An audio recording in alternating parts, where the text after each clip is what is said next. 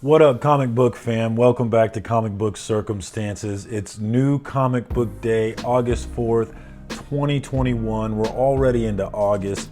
Planet Comic Con is this month. I'm so excited to go check that out.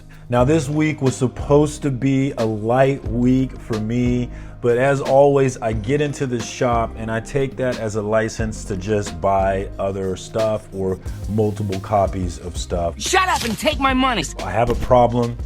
Hi, my name is Circumstances, and I have an addiction to expensive paper. Geek responsibly. Here is my stack. Like I said, supposed to be a light week. Didn't work out that way, but I feel like I got some cool stuff and I got some decent incentive variants, so excited to show this to you. Behold, my stuff. Starting off with Marvel Comics, because they got the short stack this week when you talk about the big ones doing it. First up, we've got Sinister War #2. Now, I am buying this Nick Spencer stuff. I am reading this Nick Spencer stuff, but I don't have a lot to say about this stuff, so we'll move right on. Next up, we've got Silk #5. Now, a lot of folks picked up the first one. I watch a lot of reviews, I watch a lot of you, and a lot of you picked up this first one and then dropped it after that. But I stuck with this one and I am enjoying it. I guess there's no such thing as too many spider heroes because I'm following all of them. And if you look at Into the Spider-Verse, multiple spider heroes in that one, and that went over as a big hit. I'm imagining we're gonna see more of the same in Into the Spider-Verse 2.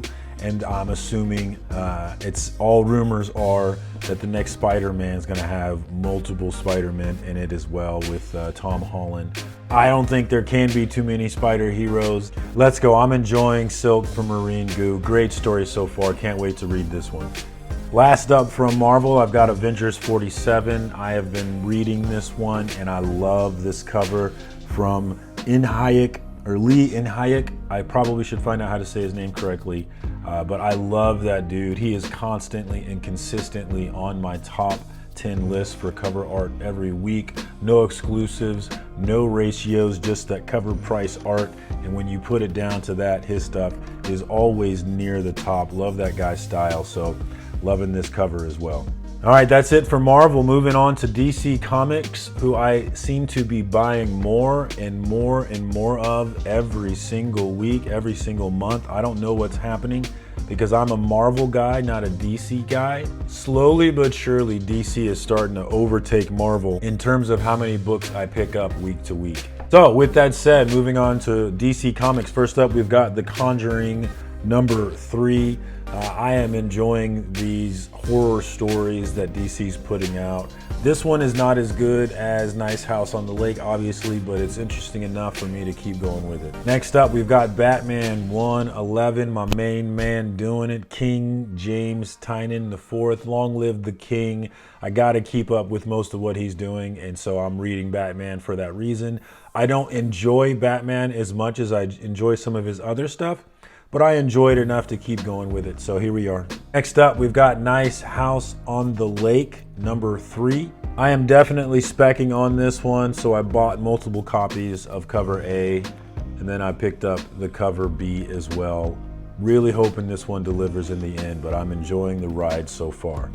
All right, that's it for DC Comics. Moving on to Boom Studios. First up, we've got Seven Secrets #11 from my homie Tom Taylor, probably my second favorite guy doing it right now.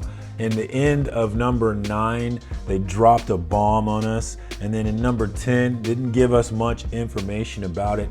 I'm a little salty about it. I needed to know more information. I'm hoping that we get more on that in this one, but I'm betting that I probably don't, but I really would like an answer to the end of #9. Next up, we've got Win #9 from King James Tynion IV, hitting you again with some more goodness. We've got Batman, we've got Wind, and we've got Nice House on the Lake, all from him this week. Loving his style, loving what he can do with the pen, and I'm loving Wind as well. Wind is definitely not for everybody. It definitely has more of a kiddie feel to it, more accessible to younger people, but it's still a good story, and it's right in my wheelhouse in this sort of role-playing RPG kind of style. So definitely loving Wind, all in on this one, can't wait to read. Next up, we've got Basilisk number 3 from Cullen Bunn. I am loving this story. I really like the setup to this one as well. Hoping that Cullen Bunn can deliver on it, but I'm all in until we find out. So I went ahead and picked up cover A, which I thought that was a pretty dope cover. I picked up cover B from Rod Reese. Really liked that one. I really like the pink, the way that pink pops. And I'm wondering if this was like a self-portrait, because this kind of looks like Rod Reese, the guy on the cover here. And then I saw the variants for this one for $10 and I couldn't pass it up, so I picked up this one, version of the B cover. And then I picked up the Raphael Albuquerque 1 in 25. It was also $10, and I was wanting to pick this one up anyway, so I was happy to see it was 10, not 20. That was really cool. All right, and that's it for Boom Studios. Moving on to Fantagraphics, we've got Ed Pisker's Red Room. This is number 3. Now this one is a bit gory. This one's definitely not for everyone, but I am morbidly interested in the direction that he's gonna go. Where is this gonna end? So I've been sticking with this one, even though I would not recommend it to everybody. It's definitely not for everyone. It's very gruesome. I think the movie Hostel, but maybe amplified up a little bit. But I'm interested, I'm locked in on it. And then I wanted pretty much all of the incentive variants for this one, but this was the only one I saw, the 1 in 10. My shop had it for $10, so I went ahead and grabbed that one. At least I got one of them. I really liked the covers for this one this week. Next up, we've got Lucky Devil number 1 from Dark Horse Comics. Now, I read the synopsis on this one. A guy gets the powers from the devil, and somehow an exorcism separates him from the devil, but he still has the powers as if he was the devil, and now I guess the devil's not happy about it and after him. So I thought that was an interesting setup, plus it's from Cullen Bunn, so that was enough for me to jump in, see what this one is about. Next up, from AWAUpshot, we've got Not All Robots number 1. This is a futuristic story about robots basically working as slaves and the relationship with that. At least that's what I got from the synopsis. And that was enough for me to jump in on that one. Plus, I like buying from AWAUpshot. I really like some of their series. Next up, from Aftershock Comics, we've got Out of Body number 3. Now, I read number 1 and I was interested in where this one was going. I actually grabbed number 2, but it has not risen to the top of my read list yet. I'll make sure that happens now that I have 2 to read, because I really do enjoy reading more than one at once. A lot of time, it's like eating just a little bite of a meal when you read one issue, and it's just not enough to satiate the hunger. So I like stacking them up a little bit, especially with as many titles as I read. And this is one of those that I've been stacking up a little bit, but I think I'm gonna jump back in with this one, number 3. Last but not least, we're moving on to Image Comics. We've got The Me You Love in the Dark. This is a new one written by Scotty Young. You know him for his kiddie style superhero covers, but he is also a writer who is coming into his own, and for that reason I'm jumping in to see what this one is about, hoping that he can deliver. And I hope to be seeing Scotty Young here August 20th at Planet Comic Con, so maybe I can get one of these bad boys signed. I can't wait to check that one out. All right, next up from Image, we got Geiger number 5. I went ahead and picked up 2 covers for that one. I tend to do that with Geiger when it comes out. I'm really enjoying this one, and I'm kind of specking on this one as well. I think this one might have some legs to it once it establishes itself here, so I am interested in this story, excited to jump in. And last up from Image Comics, we've got The Good Asian number 4. Now, I read number 1 and was kind of confused, and then I read number 2 a month later, and I was still kind of confused.